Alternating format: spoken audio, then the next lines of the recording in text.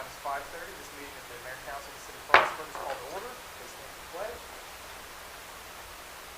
I pledge allegiance to the flag of the United States of America and to the republic for which it stands, one nation, under God, indivisible, with liberty and justice for all.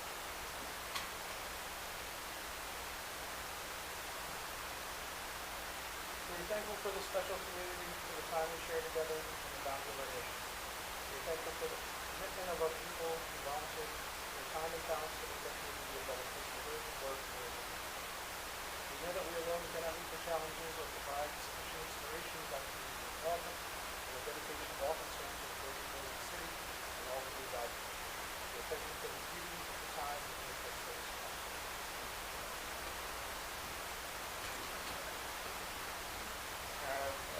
Call the roll, please. Mayor Loveson. Present. Commissioner Carter. Commissioner Forsythe. Here. Commissioner Brew. Here. Commissioner Mitchell. Here. Item 5 is approval of tonight's agenda. I would entertain a motion. Move we approve the agenda? Second. Duly moved and seconded to approve tonight's agenda. Any further discussion on that? Hearing none, all in favor say aye. Aye. Opposed, no. Agenda for tonight is approved. Moving on to item 6. This is the minutes. So this is the minutes of the September council meeting. Second to approve the minutes of the council meeting in the month of September. Any further discussion on that? Hearing none, all in favor say aye. Opposed, no. Minutes of September are approved. Moving on then to item 7, special presentation. We have 2 proclamations, one which was already delivered, but we're going to read into the record.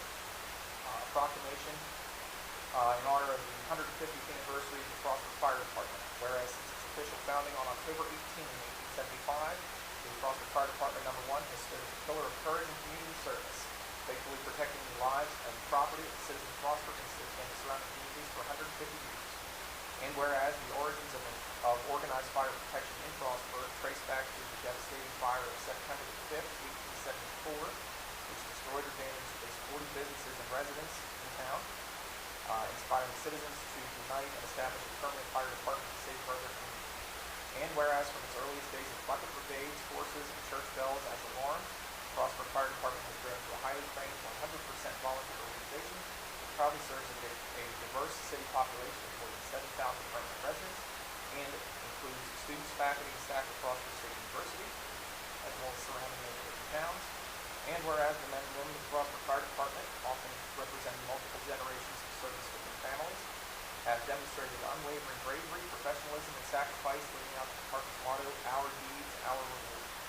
And whereas the Frostburg Fire Department has been instrumental not only in fire suppression and emergency response, but also in the development of critical infrastructure, including championing the establishment of the city's water system. And whereas the department's 150th anniversary stands as a milestone of extraordinary dedication, community support, and resilience, deserving of recognition, gratitude, and celebration. Now therefore I, Todd Morrison, Mayor of the City of Frostburg, on behalf of the City Council, residents, and the business community, commend and congratulate the Frostburg Fire Department No. 1 on the occasion of its 150th anniversary, and extend heartfelt appreciation for a century and a half of service, sacrifice, and commitment to the safety and well-being of our community this 18th day of October last night. It was very nice. Reggie was there, Commissioner Grove, I believe you were there. It was very, very well. And a second one, which is recognizing Municipal Government Works Month. This is something that we do every year as a constituent member of the Maryland Municipal League. Whereas the city of Frostburg was incorporated in 1870, making it one of Maryland's 156 municipalities. And whereas municipal government represents the most responsive level of government, allowing citizens to have direct access to their elected officials. And whereas in an effort to educate citizens about municipal government and the importance of their participation, the city is proud to promote municipal government awareness. And whereas municipalities have enhanced the quality of life for their respective residents by providing 24/7 police protection, maintaining infrastructure, offering ample recreational opportunities, bolstering its historic downtowns, helping to make Maryland and Frostburg a community place that people love to visit. Now therefore be it proclaimed that the Mayor and Council of the City of Frostburg, Maryland, hereby join the Maryland Municipal League to declare the month of November 2025 as the Municipal Government Works Month. Together we celebrate the dedication and drive of our many municipal employees who work to make Frostburg a place where all Southern call home this is this 21st day of October. Somebody else talk. Time for department reports. Item 8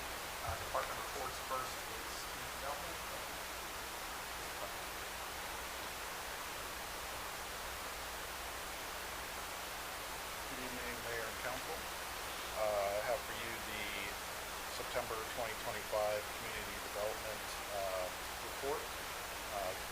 Brief synopsis of what we've done the past month. We've had 15 permit applications were received in September. It's down slightly from last month. Those included 2 home additions to single-family homes, construction of a few decks, and issued 2 new commercial use and occupancy permits. One of those was for the Frostburg Collab at 2 South Broadway, and for Wildflowers Early Learning Center at 56 East Main Street. We had 12 new code enforcement cases opened. 2 of those were resolved. One was referred to the police department, the Frostburg Police Department, for further action. 1 citation issued. 7 were issued warning notices, and 1 case did not require any additional action. Our in-house rental housing inspector, he completed 28 rental unit inspections last month. The stabilization grant program, we received 10 project applications for the grant. Those were reviewed and scored by a committee. It was a joint committee between the city and the county. The recommended projects need to be approved by resolution later on here at this meeting. And then after that, the recommendations will be forwarded to the county for final approval. That will be in November. The Edible Arboretum, we held a ribbon cutting ceremony. That was on October 10th, which was very well attended. Yes, we had Mike Hunninghake, who's a representative from Sustainable Maryland, who is the funding agency for the grant that helped establish the Arboretum. He was on hand to give some remarks. Commissioner Forsyth was there. Mayor Rogson was there. I want to extend my thanks to all who attended. It was very well attended by the public, the green team, and all the city staff who helped also make that happen. I will entertain any questions. Specific to rental housing, I know when we talked at the work session, and you and I have talked upstairs, I know there was discovery that some of the rental housing had not been keeping up with the triennial, the 3-year process. To what extent have we been catching up with that? I mean, Jay has been making pretty good progress with that. I mean, he's been pretty diligent in making sure that, he's contacting and getting everything scheduled to try and get that taken care of. Obviously, there's quite a bit of backlog that will need to be taken care of, but I mean, he's been doing consistent inspections and moving along as best as he can. How many do you think we've done since July? The process, how long has it been? I mean, just based on like what we did last month, it's been about that consistent. So July through September. So what's that? About 90-ish, probably about 100-ish, I'd say. Is he prioritizing the ones who haven't, there's been the longest time since they've had an inspection? I believe he was sticking to the schedule just based on like the triennial inspections. But it's not going to flip over to the beginning of January, the beginning of the year? No. He's going to keep going down the list? I believe he's trying to make sure that he picks up those ones that were very far out. Thank you. We will hear from Finance Department.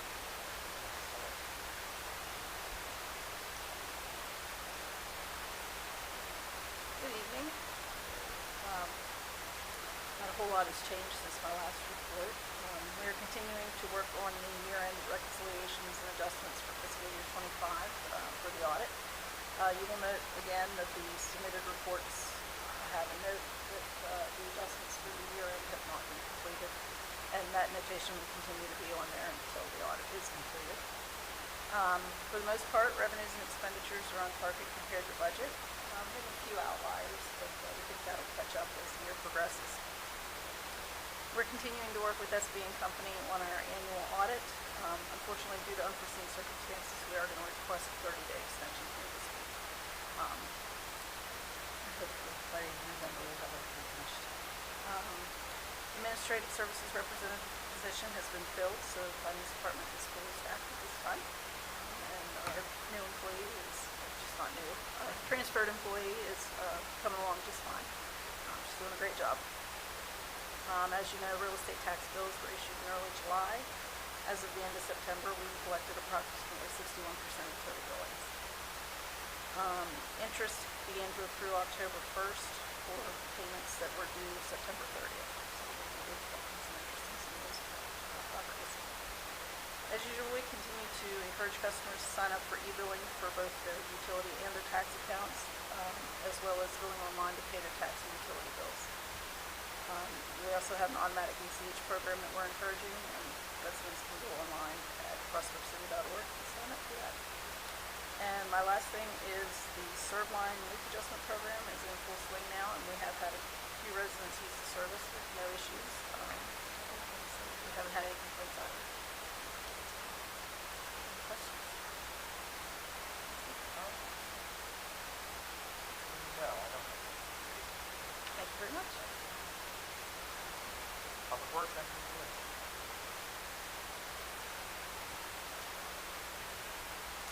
All right. We'll start with the Parks and Rec Department.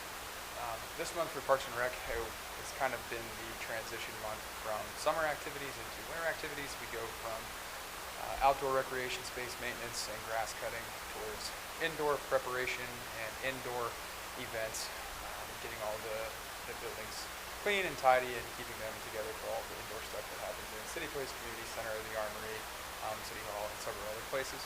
The biggie things that are going on with that department in terms of actually internal day-to-day is the food pantry construction is officially underway, so we will be helping with that and then working on that throughout the winter. And then the concession stand at Lions Park that the tree fell on, that is also underway, and we anticipate having both of those buildings ready to go for interior fit out within the next month. So we're prepping for that and getting you guys ready in that department. Within the water department, it was a fairly standard month, really only one big leak, and that big leak happened today. Everything is back online and put together. We are recommending to the public that you flush your faucets and your hydrants, or excuse me, not your hydrants. Please don't do that, leave that to us. Please flush your faucets in your homes before you use the water. It is safe to drink, but it is cloudy at the moment due to all the kind of stirring of the lines, so we do recommend that you flush that. It will appear cloudy for some time. Pressure will continue to build probably through the morning. As the whole system was drained, it does take time for that pressure to build back, but everything is back online now. Within the street, sanitation, and sewage department, nothing crazy this week, wrapping up for the summer and prepping for winter. Of course, that means getting all the plows together, getting all the salt spreaders ready, ordering our salt, prepping for that. We did finally take reception of our new plow truck from Beltway Industrial Trucking. We ordered that in excess of a year and a half ago, and we finally took delivery of that today. So we were excited to get that truck in the shop, go over everything, and get it up to spec. It is plated and registered. So that's a nice piece of equipment to get in. That was an ARPA purchase. And then within the public works realm, of course, we are wrapping up some small CSO projects, transitioning into some big CSO projects, which we'll talk about here in a minute, and prepping for roundabout work, food pantry work, concession stand work, and several other small projects, but nothing crazy at the moment. Of course, we already are prepping for PACE as well. We did meet with Triad Engineering today to go over the hydrologic study for the well expansion project. We do anticipate them starting that project physically in about a month, but the paperwork process has started today. We are waiting on MDE to hear back on some permitting from them, and then once we get that permitting and the all clear there, they will take the drill rig up and we will start testing for the well. If there's any questions, I'm happy to answer them. So, towards the end of the we had some trouble getting salt and water. So we've done everything we can to prepare for that this year. Of course, half of the salt building is full. We have all of our grit lined up as well, and we already have orders of salt in. We do anticipate delays in receiving orders again this year, though. That stems back to the company who holds the bulk purchase agreement contract for salt in this area, who of course we are signed on with. That company last year, from our understanding, keep in mind this is secondhand, so don't take this as gospel, but our understanding was that they went through quite a bit of layoffs and director level changes, and that was what attributed to their delay in getting us salt, and those issues still seem to be prevalent with that company, so we're doing everything we can now to work around that. Yeah. And we have backup plans to our backup plans this year for if they fall through, we already know who to go to get salt, sort of like we did last year. Yeah. Thank you. At least yours. Thank you. We are quite happy to have that done. So, yeah. What did you say was going on with the concession building? So we are just about done with the block, the exterior for that building to be rebuilt, and then once the block is done and the roof is on, then our guys will go into it over the winter to do the interior for that. So what's kind of the movement on the building? Yeah. The guy. So we subcontracted out the block, and he was going this week. I noticed barrels. Those are the rainbows? Should be, yeah, for the arboretum. Okay. Two quick things. One, paving that you already mentioned. Are there any other significant paving projects in town? Nope. We got done now. That's fine. I was under the impression last time, and this is not criticism, I was under the impression before the paving was done, and had been telling people that, and then I'm like, oh, well, they're still up on Grant Street. That was a two-parter. Right, okay. And then second question, are you aware of any any repairs or anything that needs done for equipment before it can be moved? For example, I know when we had a flood in May, the back truck was down for a while because of the things. Is there anything outstanding that we're waiting on before we fix that?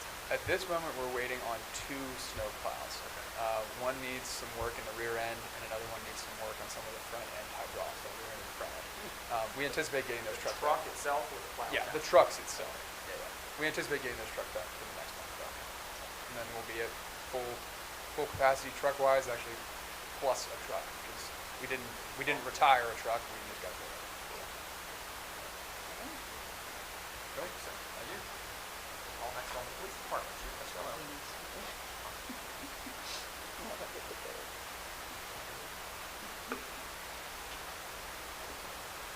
Thank you, Mayor and Commissioners. Good evening. I have the report for the Police Department for September 2025. We had 761 incidents, and we always make the monthly comparison. In September of 2024, we had 588 incidents. I took a quick glance at last year's report, and without really delving into the incident report system, I suspected differences, document or log-specific patrol checks, because the substantive level of activity is pretty similar with arrests, disturbances, check on well-being, those sorts of things. So as you can see, we had this year in September, we had 13 arrests of various sorts, 3 cases referred to C3I, 19 parking violations, 16 well-being checks, 37 requests for a police officer, 16 documented follow-up or log follow-up investigations. Sometimes what I mean when I say that is in our incident reporting system, we try to have the officers log if they take their time to do a follow-up investigation on a case maybe that was reported a week before or that they've been working on. They document in their original narrative, so we try to show, like, if you're working another day, try to log it so we can show that officer's time was used that day. So we also had about 28 disturbances, 6 motor vehicle crashes, and 151 traffic stops. So fairly regular, pretty common month, I think, for police business. I always try to talk about community and additional activities that we do. So we are once again doing the No Shave November program. You may have seen the flyer around. We've partnered again with Gosford State University's Police Department. This year's beneficiary is Lily McCormick, who's fighting some serious health issues. So if anybody wants to support, we have a donation envelope at the police station right across the hallway. And the University Police set up a Venmo account, so if you prefer to do it online, you can donate that way too. You can donate as an officer, and you don't have to grow a beard. You can donate and grow a beard, and anybody in the public that wants to support is certainly welcome to support that program. So we appreciate being able to do it again. Sergeant Matt Beeman was recognized as our Instructor of the Year Award. He does a number of our academic courses every year. Each year we have to take in-service training. Some is done outside, some is done by state-approved online modules, and some is done internally by our instructors. And the biggest thing that Matt does is run our firearms program. Him and I are the firearms instructors. For the last couple of years, Matt has taken the lead and done all the work to set up the range and set up the targets and run everybody through the qualifications. So I really appreciate him doing that. And in Sykesville at the Maryland Police Training Commission headquarters, they have an annual award ceremony. So Matt and I went down to that. Really nice ceremony, a lot of officers from different departments, and it was nice to see him recognized. Homecoming was very smooth for us. The new parade, I just want to congratulate the mayor, the commissioners, all the staff and university folks who came together and made that a really nice program in the community. I know it can be a challenge to get a new parade back off the ground because we're always involved with the traffic control, the cleaning. It was really, really impressive to see. And homecoming weekend was very smooth. Not that long ago, homecoming was a full of very positive and good activities, but also a very busy weekend for the police department. And we had a very nice, very peaceful homecoming. It was just wonderful to have the positive events and not the negative components. It was great all around, very nice. And we always try to support our allied agencies. So as the mayor talked about, Commissioner Grove and I, and of course council members, Mr. O'Brien, and we were at the fire department's 150th anniversary celebration. Honored to attend, honored to support the fire department. And I was also able to be honored to be at the swearing in of Chief Jim Piles at the Cumberland City meeting last time. So glad to support our allies and appreciate the opportunity to serve. So that would conclude my report. Certainly always glad to answer questions or elaborate further if you'd like. A couple of quick things. Yes, First, sir, I'd like Mayor. to echo your comments about the parade. Yes, sir. Congratulations to Patrick and to Brian and Parks and Rec guys and student guys and Lydia and everybody that put it on and came to me and said, okay, we've got a month's notice, make this happen. That was impressive. And Yes, they sir. did. And it was very good. And I agree. It was well attended. Two quick questions. Yes, sir, Mayor. If you could maybe give us an update on our cadet that's in the academy. Yes, unfortunately, I do have bad news on that. Just this morning, he dropped out of the academy, so he is no longer continuing, but we certainly wish him well for the future. Just fresh news today. But we'll continue our recruiting efforts. Sykesville should be the next academy that we routinely use, and I'll check the date, but probably late winter. I would say probably February or so. Off the cuff is probably the next academy, so we'll get working right at it, sir. And then Sir, second question, and if there's no progress, Yes, sir. that's fine. Have you made any progress or anything with the vandalism complaint that forwarded to you at the end of the review? I appreciate that. I was very much appreciative of you sharing that with me. If you all have not heard, basically some folks have been putting like stickers on meters around town, which sometimes happen, but some of them are fairly kind of like inciting violence, pretty, getting a little bit, concerning in a way. So the mayor was contacted by a private citizen who forwarded that to me. The one thing we lack, I think, is we don't really have any time frames. We have an excellent camera system downtown, but we don't really so far have any information on maybe when these have been placed there or any real leads to follow up on. So I would say if anybody has any, if you've seen somebody going around doing that, let us know. We can check the camera, gain additional camera system, gain additional supporting evidence. We can interview people. But I'd say at this stage, we don't really have any leads to follow up on, except we know it's happening. We know it is a concern. It is vandalism to city property. And anything else we can get to go on will be very helpful. Just to offer a little more detail on what you were talking about, there have been two people that reached out to me numerous times, those two people, about things, especially noticed in the downtown area. And some of it is, while it is technically vandalism, I think it's tolerated, a sticker for this band would play with whatever. It's on the panel box at the stop line. But some of it is, I think, is sort of crossing the line of what can be tolerated. Suggestions of threats to law enforcement and things like that. So I forwarded the complaint to the citizen on the chief of the investigation. Much appreciated, Mayor. Thank you. Were you involved at all in the fight of the husky in the park? Yes. So our school resource officer was notified of the incident, obviously contemporaneous with it, conducted the investigation. The matter has been referred to juvenile services for juvenile delinquency, or the equivalent of juvenile criminal charges, juvenile delinquency. The state's attorney's office has been notified of the matter, and the school safety director has been notified. In fact, I think the next day after the school, the superintendent was actually at the school, the security director, and the SRO. But yes, the individuals involved have been referred to juvenile services. So, And are you ready for the details? yes, very excited. Actually, some of our candy just arrived today, so we're excited. Is that what that flatbed truck was? Yeah, yes. Let 'em have to know.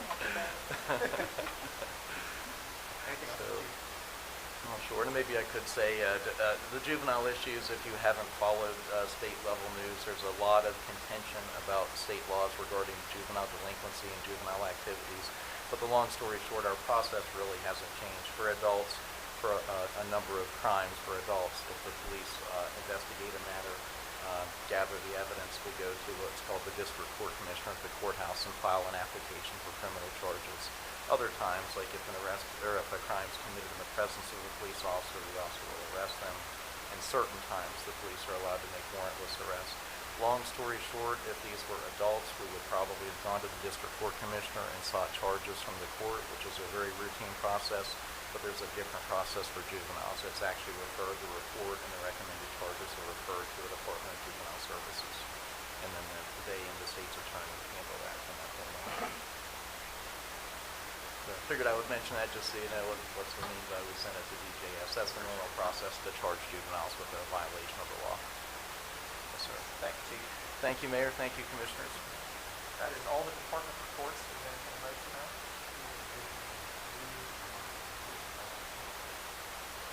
Duly moved and seconded to approve the reports of the various city departments. Any further discussion on that? If not, all in favor say aye. Opposed, no. Department reports are approved. Moving on then to item 9 on the agenda, which is the monthly CSO meetings. All right, so good news to start with the CSO project. Phase 8C and Phase 9D, which were our two CDBG and USDA and small-scale shovel-ready CSO projects, they are done. They are complete, wrapped up.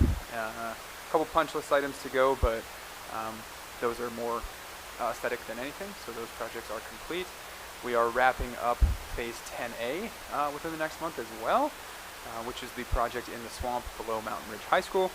And then we are still waiting on MDE approval for 10B and 10C. But while we are waiting on that, we can make progress with our bond counsel. And with our contractors, we are allowed to approve certain amounts of stored materials and mobilization costs. So we are moving ahead with that. And then, of course, we are always looking ahead to the next CSO project. There's a couple available, so I don't want to speculate on which it'll be now, but we are always prepping for the next one.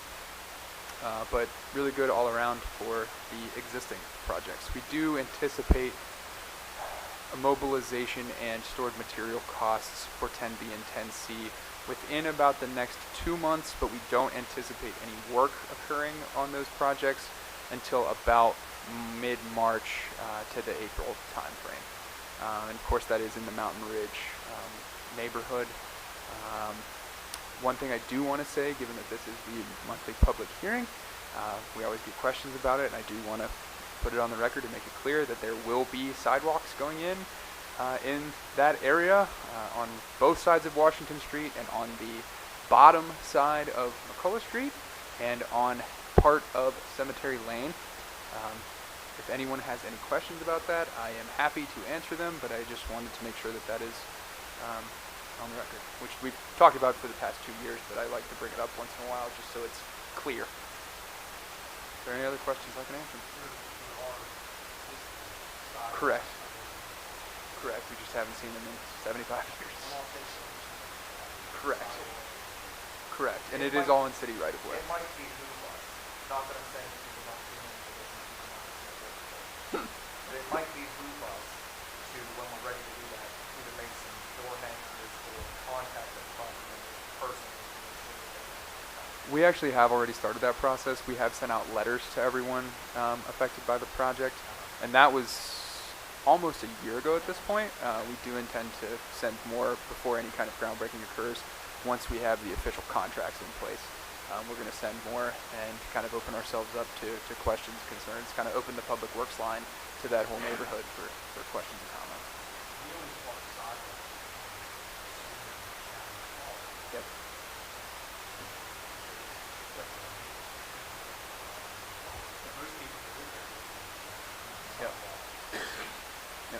And I do want to clarify too, it is all within existing city right of way.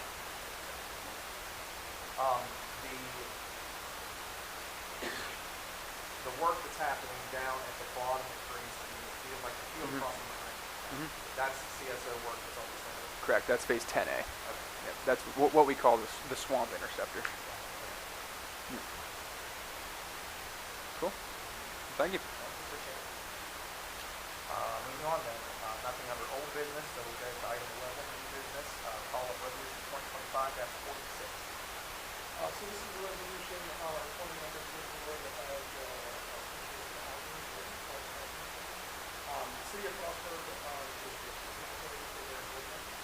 So there's two individuals, one is a new appointment, Ms. Crystal, Monroe, and then a renewal of, Mr. Smith.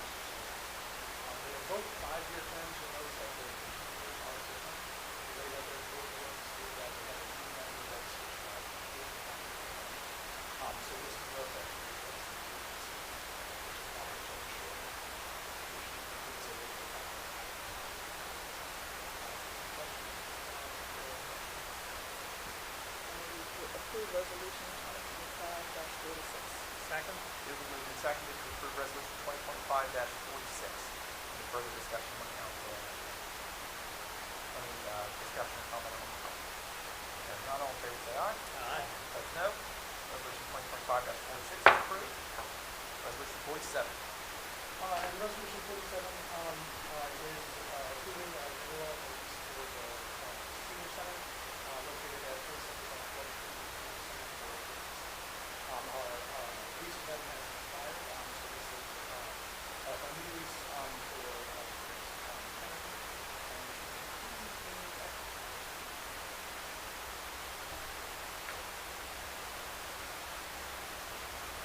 Questions or comments on the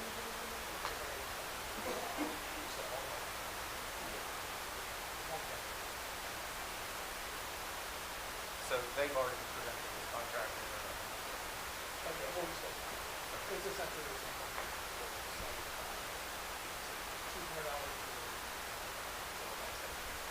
Other than rate increases.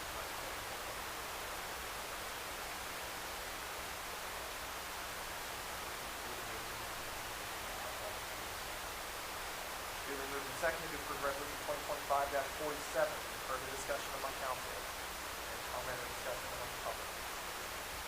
All in favor say aye. Aye. Opposed, no. Resolution 47 is approved.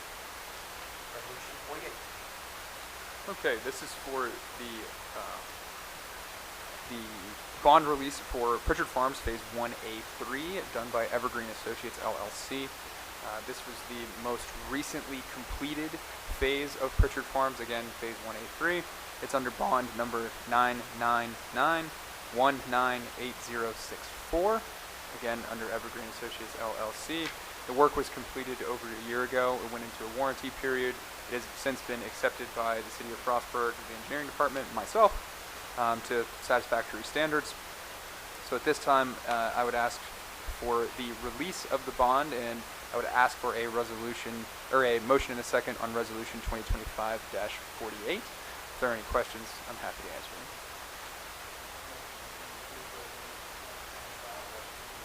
Second? Duly moved and seconded to approve resolution 2025-48. Any further discussion among council on that? Any comment or discussion among the public? All in favor say aye. Aye. Opposed, no. Resolution 48 is approved. Okay, under resolution 2025-49, this would be to approve the bid for the Armory fire detection and alert system and heat sensing system by Stevens Electrical. We did solicit bids for this. We did advertise for it, and Stevens came in at the low bid of $82,275. This is to upgrade and integrate the system throughout the 3 portions of that building to make it a fully integrated smoke and heat sensing fire alarm system. We are doing that in conjunction with Fire Marshal Code and our own insurance company's code. If there are any questions about the engineering, I'm happy to answer them. If not, I'd ask for a motion and a second on resolution 2025-49.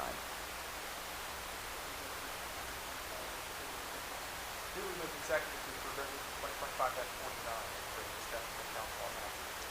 Just throwing your engineering.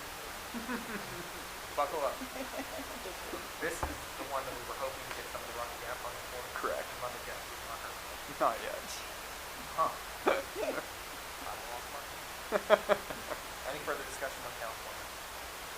You want us to real quick what we hope to, what we have in the recent That's a good idea.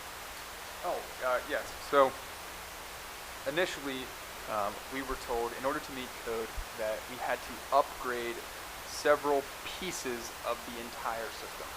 So we went through the engineering process of speccing those out and making the progress on tying that into the existing systems. We anticipated that to be about a third of the cost.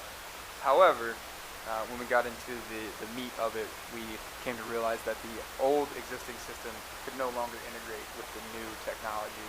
So we ended up having to basically pivot, figure out that we were going to have to gut all of the system and install a new one with smoke detection, heat detection, and then a completely integrated fire alarm system throughout the entire building. So that's the office portion where MDE is that we lease to them, the recreational space of the Armory Gymnasium, and then of course our street shop where we keep our sanitation and street equipment.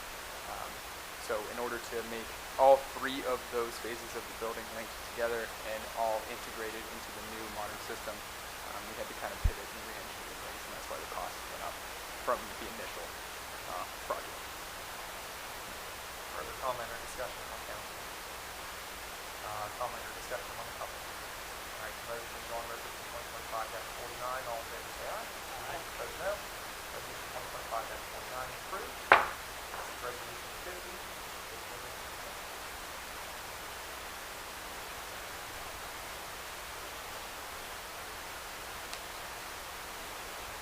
So I have resolution 2025-50.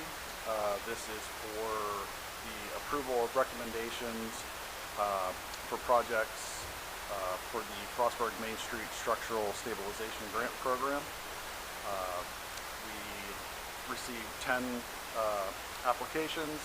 I have for you in this resolution, there are the top 4 based on the scoring criteria and the scoring of the committee. Those were the clear strongest candidates for funding.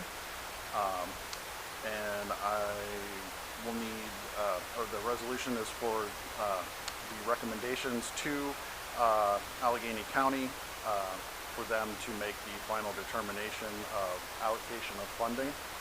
I will entertain any questions. Otherwise, I'll ask for a motion and second on resolution 2025-50. So did these 4, do they add up to 250,000, or what the request was somehow? It's beyond the. So they might receive less than Some of it. There wouldn't be enough funding to fund them fully, all 4, but those were the top 4, and so the county can determine the funding on that. whether to just fund top 3 or to give it. Yeah. In fact, those 4 were Yeah. one of the questions that we talked about in work session was if we're comfortable with partial funding of some of these projects. Which again, the 150 would be wrong. Where we did. Yeah.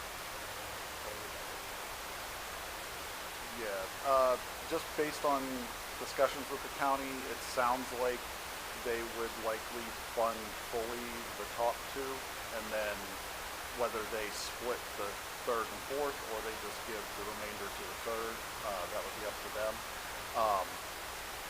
Now that may change, but just that's the impression that I got. There's no cost share. With that, There's no cost share with this. no.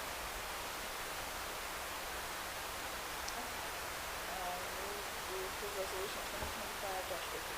Second. Duly moved and seconded to approve resolution 2025-50. Any further discussion among council on that? Comment or discussion on the public? None, all in favor say aye. Aye. Opposed no. Resolution 50 is adopted. one more, resolution 2025-51.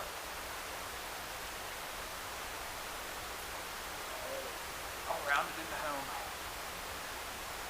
So this is the approval to go into the initial hydrologic study with Triad Engineering, and then the approval to use the funding we already have and some of our own funding towards that project. Again, this is the hydrologic study to test some areas on city-owned property to see the best place to potentially put an well expansion program, which would be an industrial-sized well to supplement our water sources. At this time, we anticipate the at most cost for this phase of the project being $172,000. We have already received $43,000 in Rural Maryland Council grant, which knocks our own obligation down to $129,000. We have applied for another source of funding for this, which we have not heard back from yet. But in the instance that we do not hear from that grant and we do not get the money, we can afford the $129,000. Again, this is what we consider phase 1. This is the testing portion to identify where we could put the well, and then we will go into phase 2 after this, which is the engineering to design the structural components and the pumping station for the potential well. If there are any questions, I'm happy to answer them. If not, I would ask for a motion and a second on resolution 2025-51. We approve resolution 2025-51. Second. Duly moved and seconded to approve resolution 2025-51. Discussion on council. My question is, so we've indicated that we are able to pay for this coming out of the surcharge fund, and that's still going to leave us within our tolerance level. And then we're gonna ask for funding for the next phase. Correct. Comment or discussion on the topic? Hearing none, all in favor say aye. Aye. Opposed, no. Resolution 2025-51 approved. There being a second here. Just about. Yep. Moving on then to item 12 on the agenda, which is public comment. So I'll proceed to bring in public to offer comment.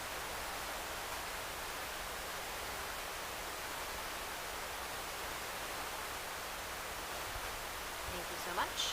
Good meeting today and a busy day. For the record, I'm Kelly Mears. I live at 58 Linden Street. I tried to take my notes in a bullet pointed order so I won't be as rambly this time around, but I did want to start with just good job on a busy day.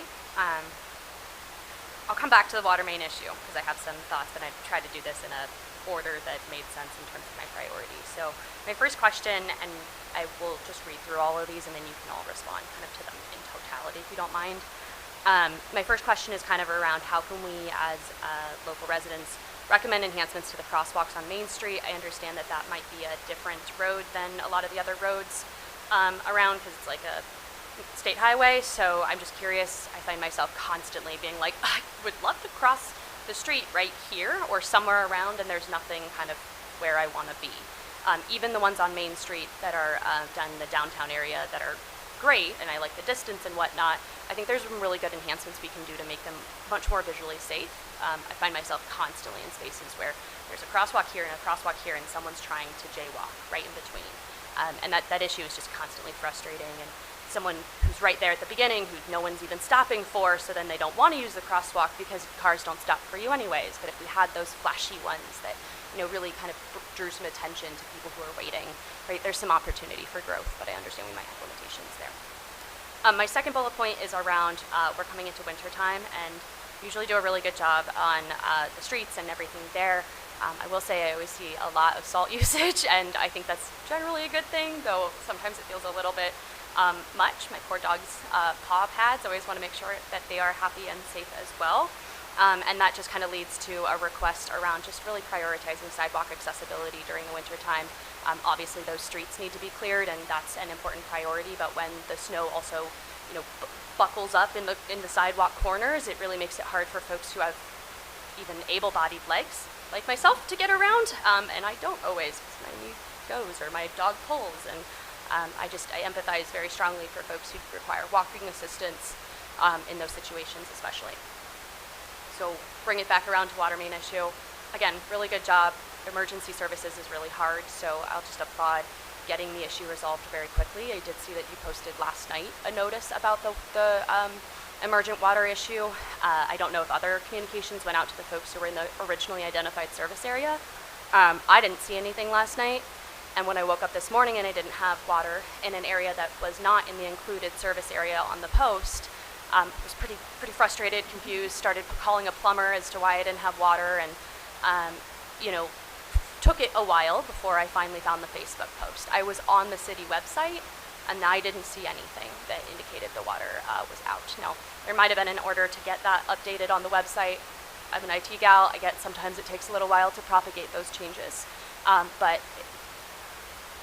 it was like 10:30, and this update wasn't there. So I just think that there's a better way than Facebook, certainly, to get out the information to the people who need to know about it.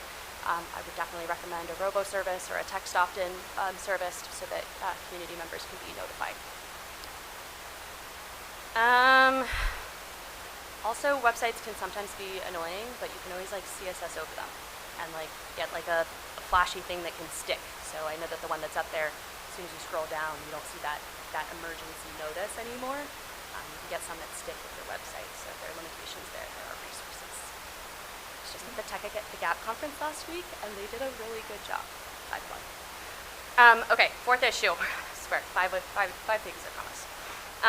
Allegheny County Animal Shelter saw the emergency action that happened today. I would just love your thoughts on kind of what we can do to support our folks here in the community, but I was just so bummed to see this stuff all after we had such a really cool fundraiser event to support them. It made me just really sad and lament. I didn't want to go in and approach it with any sense of blame, but it does make me wonder about what our kind of vetting process is for where the funds go for certain events that we do. I don't always think that there's a right answer to that, but it made me have questions, a lot of sadness, and just, again, thinking about, there are so many animal lovers in this community, and we have to do something to make sure that, this part of our community is included, because they are Frostburg residents too. And then the fifth one is the one that I think is just really heavy on my heart, given how long we're entering our federal government shutdown right now. Obviously, we are not federally. The last time I asked this question, Frostburg was not super reliant upon federal funds to the level that a shutdown was massively impactful. But I am curious how it is impacting us and what our plan for resiliency is moving forward. And really what's actually more on my heart is that there are some, tons of federal employees who are not getting their paychecks.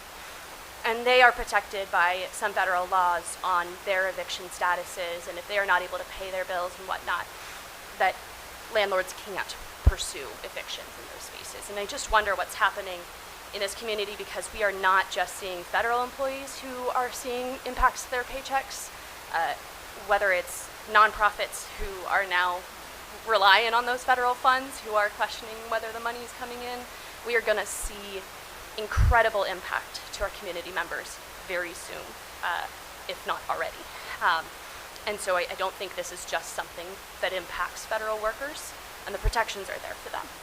But the protections aren't there for those of us who work in nonprofits or who work in small businesses and rely on the money that those federal employees use to go to lunch and dinner, and just all of the different spaces.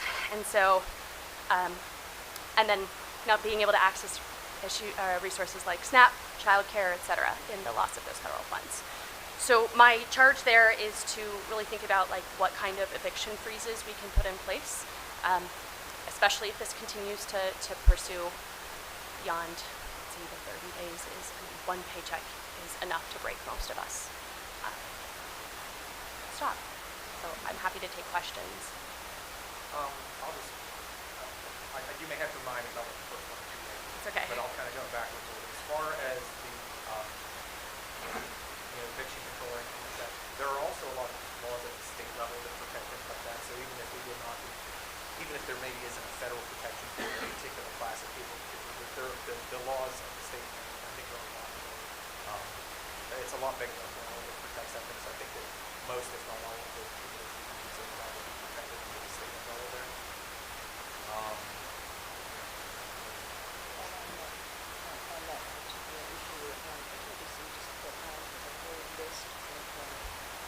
services.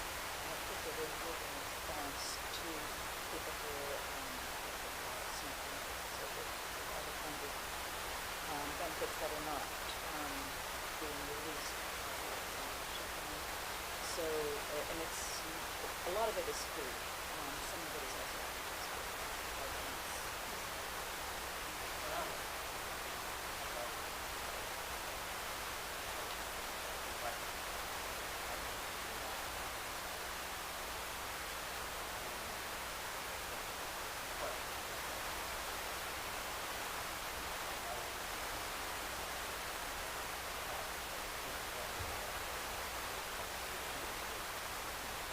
Okay, I'm hopeful for that. I mean,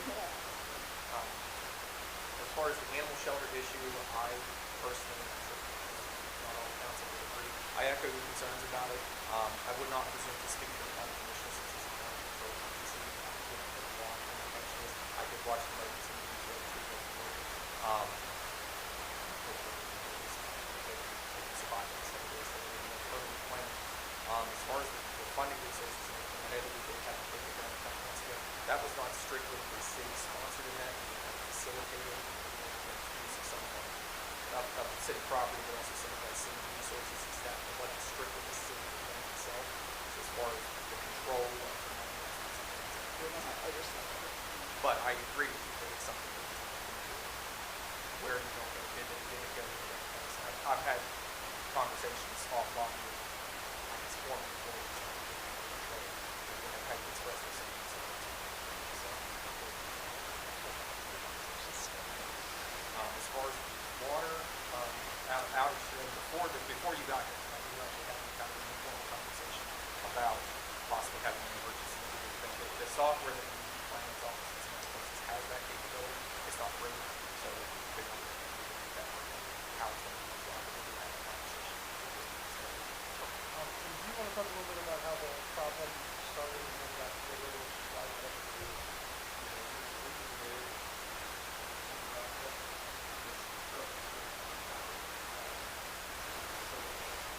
Yesterday, our contracting hours,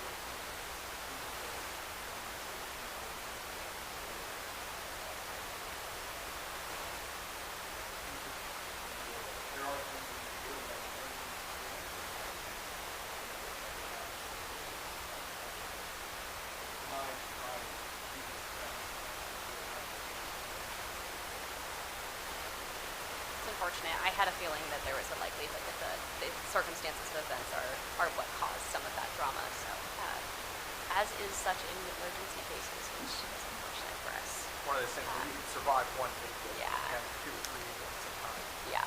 Well, again, like, I think your team handled it incredibly well. There's just a good chance for room for growth, right? For informing people of what's going on in their world. So I'll be actually really clear on a question. My water's still not running clear. You said flush, then run it clear until it's clear. So if it's on for 10s and 20s and 30s of minutes, run it till it's clear. Okay. And if that impacts our water bills at the end of the year or the end of the month?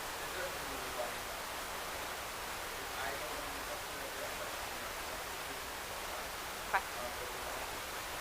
Okay, thank you. The snow is really around access to sidewalks. I find myself frequently jumping into and over snow hurdles, which makes it very difficult if you are not as limber as myself. That's probably my biggest thing with snow removal. Last year, we bought, I think I would like to see the team. Last year, about that much. Well, I mean, I didn't want to see it'll be a couple times a year that we'll see those two out. We got one had 15 that's sidewalks in front of the house or anything like that. Yeah, Main Street, we try to keep up that year with it. 2 or 3 times a year for those to be out. And when it starts building up.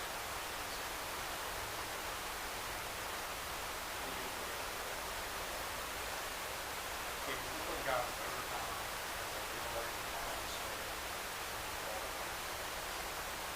That's like I said, you're working hard.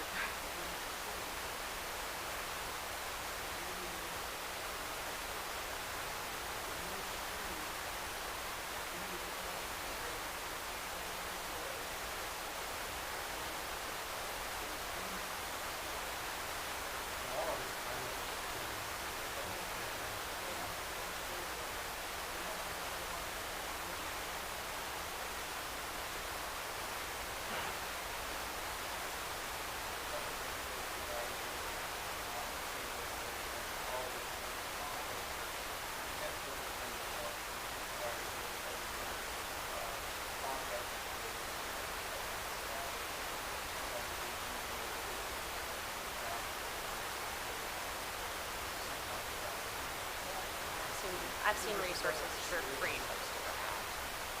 Yeah, I think it's really incredible seeing how people come together in the winter time, but there is always those couple of spaces.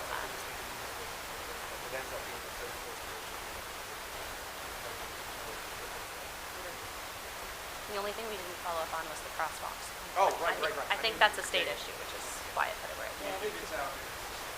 But we went down this path for our guy, they go over. We've talked about doing things like, the optical illusion thing and state. Would not I'd go really for like Go to, for it. and I think you mentioned it when you were asking the question about the illuminated things, like when you go to Ocean City and Flash City, I really want to see that. We did talk about putting the reusable ones, not out of those that there. Put them in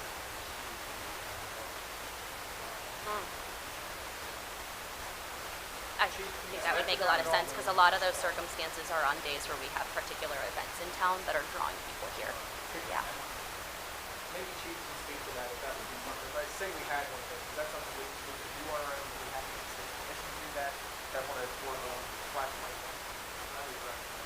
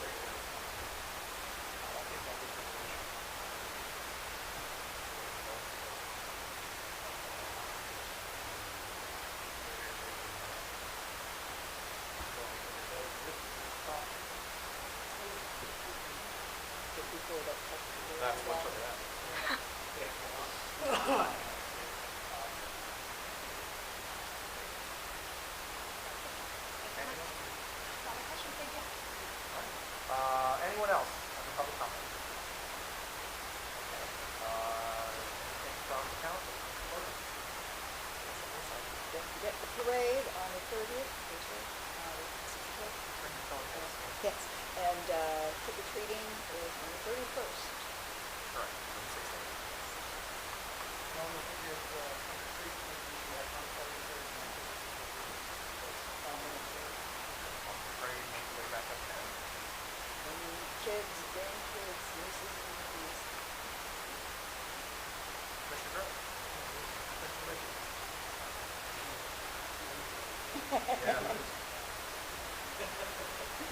Oil your spaghettis.